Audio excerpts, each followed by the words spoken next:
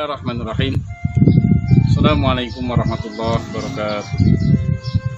Innal hamdalillah alladzi 'allama baina qulubina fa asbahna bihi ikhwana. Asyhadu an la ilaha illallah wahdahu la syarika lah.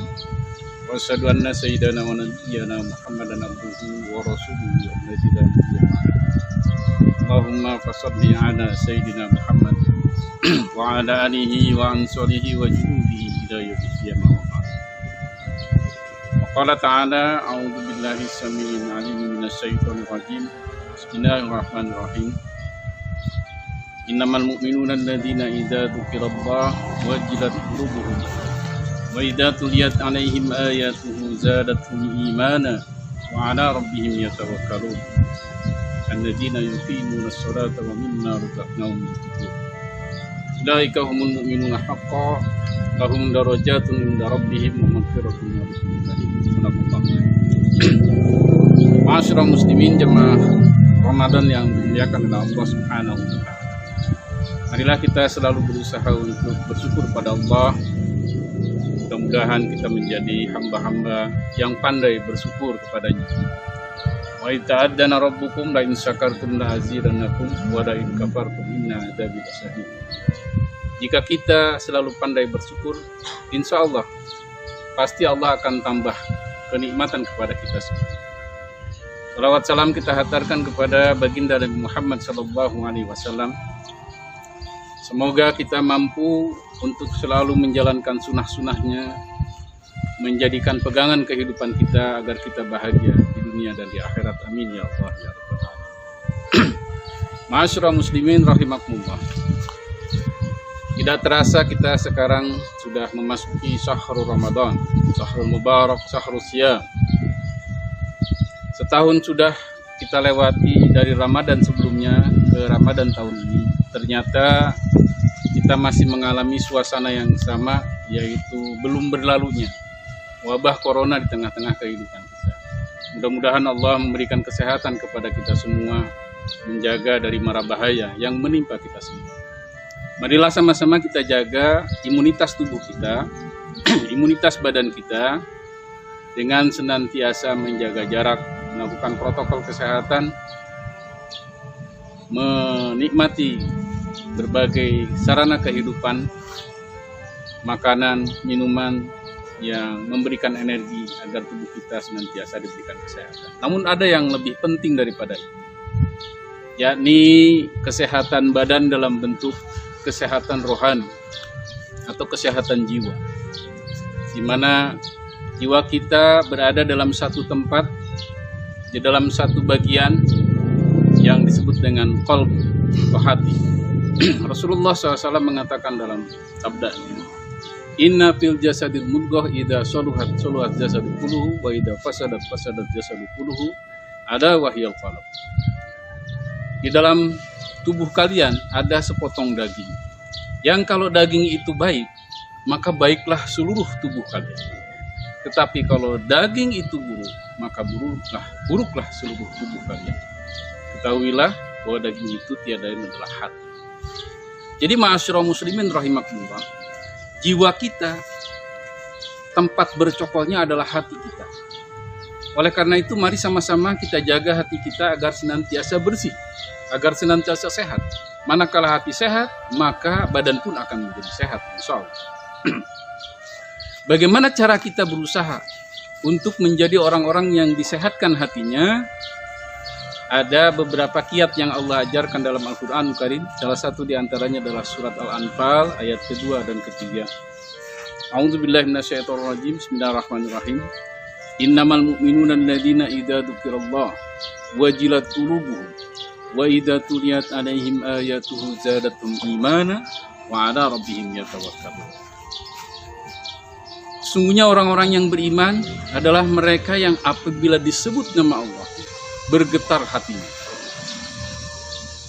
Apabila dibacakan ayat-ayat kepada mereka bertambah keimanan. Wa 'ala rabbihim yatawakkalun, dan kepada Tuhan merekalah mereka bertawakal. Jadi di sini ada 3 kiat yang Allah ajarkan kepada kita.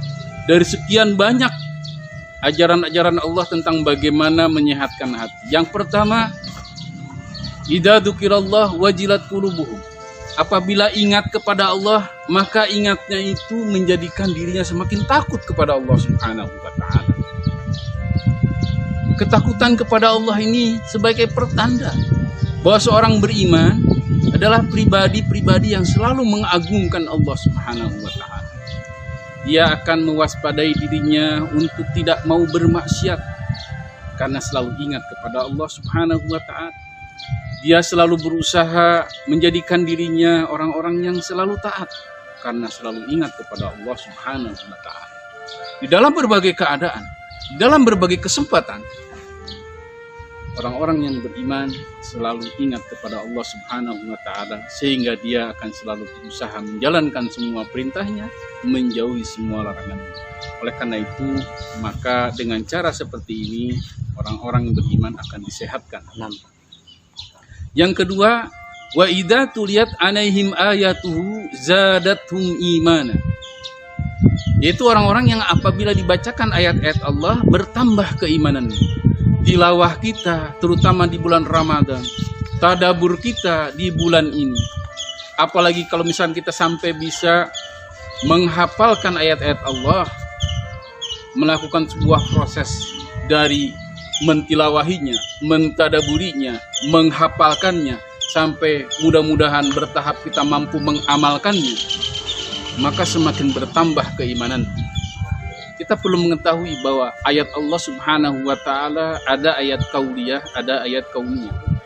Kalau ayat kauliyah sudah kita pahami Al-Qur'an Karim sebagai sarana untuk kita baca yang kemudian membuat diri kita menjadi orang-orang yang mendapatkan pahala karena membaca, mendapatkan pahala karena tadaburnya, mendapatkan pahala karena menghafalnya dan seterusnya. Tapi ada ayat yang lain yang perlu kita perhatikan, yaitu ayat kauniyah. Ciptaan Allah Subhanahu wa taala yang begitu luas ada di alam semesta ini. Kita bisa saksikan salah satu di antaranya yang ada di belakang kita. Gunung yang tinggi, alam yang luas, bahkan tubuh kita sendiri adalah bukti ayat-ayat Allah Subhanahu wa taala, tanda kebesaran Allah Subhanahu wa taala yang dengannya kita semakin memahami, dengannya semakin kita berusaha semakin dekat dengan apa yang diajarkan oleh Allah Subhanahu wa taala tersebut, maka akan bertambah keimanan. Dengan ayat-ayat Allah Subhanahu wa taala ini, insya Allah akan membuat energi yang kuat bagi tubuh kita. Dengan kita membaca Al-Quran akan menjadi energi yang kuat untuk tubuh kita. Menjadi sesuatu yang sangat berpotensi bagi peningkatan kualitas tubuh kita sendiri. Ini barangkali yang menjadi sebuah catatan bagi kita agar kita senantiasa nata'ammul ma'al-Quran, berinteraksi dengan Al-Quran, khususnya di bulan Ramadan ini. Yang ketiga, yaitu wa ala rabbihim yatawakkalun. Kepada Tuhan mereka lah mereka bertawakal. Tawakal dalam artian bahwa semua yang kita jalani dalam kehidupan di dunia ini kita bergantung kepada Allah Subhanahu wa taala. Bukan bergantung kepada yang lain, bukan bergantung kepada makhluk, bukan bergantung kepada benda. Kita sudah mengungkapkan dalam sholat kita ketika kita membaca suratul Fatihah. Kita mengungkapkan iyyaka na'budu wa iyyaka nasta'in. Kepadamu wahai Allah kami menyembah, kepadamu pula kami memohon pertolongan. Sangat disayangkan kalau orang mukmin mengungkapkan iyyaka na'budu wa iyyaka nasta'in, tetapi pada prakteknya iyyaka na'budu wa kuburan kanasta'in, iyyaka na'budu wa cincin kanasta'in, iyyaka na'budu wa keris kanasta'in, iyyaka na'budu wa dukun kanasta'in. Na'udzubillah. Kalau sampai seperti itu berarti hatinya sudah rusak. Apakah ini akan menjadi orang yang sehat? Tentu saja tidak. Insya Allah dengan apa yang telah Allah ajarkan hari ini, dengan apa yang telah Allah turunkan hari ini, salah satu di antara junudullah yaitu virus corona, mendidik kita agar yang pertama berusaha semakin dekat kepada Allah dan semakin takut kepadanya. Yang kedua, semakin berusaha untuk berinteraksi dengan ayat-ayatnya. Yang ketiga, senantiasa bertawakal kepadanya, maka insya Allah kita akan menjadi orang-orang yang disehatkan rohaninya. Amin ya Allah ya Rabbal Alamin. Mudah-mudahan Allah memberikan kekuatan kepada kita. Demikian apa yang bisa kami sampaikan. Hadana Allah wa iyyakum ajmain. Assalamualaikum warahmatullahi wabarakatuh.